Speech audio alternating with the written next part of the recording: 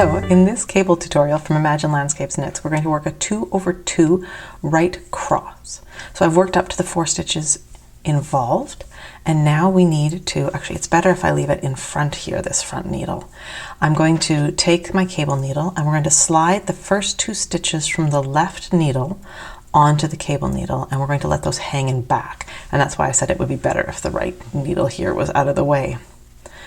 Now, while these ones are hanging out in back, we are going to knit the 2 stitches from the left needle tip.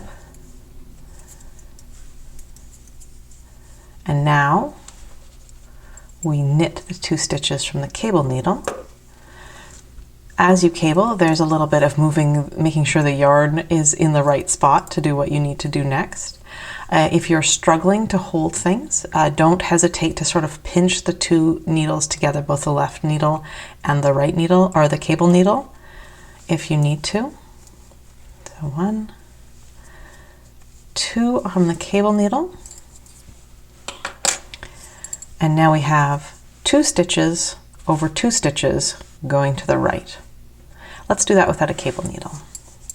All right, we have the same 4 stitches. We have no cable needle involved. What we're going to do is we're going to take the right needle tip and we are going to scoop 3rd and 4th stitch from the front.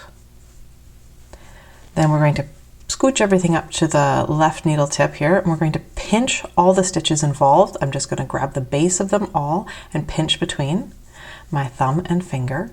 We're going to take the left needle tip out, and we're pinching, so no panicking, and then we're going to pick up these 2 loops with the left needle tip. We place these 2 from the right back on the needle from the left, and then all we do is we knit 4. When we knit without a cable needle, we rearrange and then work the stitches. And again, we have 2 stitches hopping over 2 other stitches and leaning to the right. I hope this helps. Happy knitting!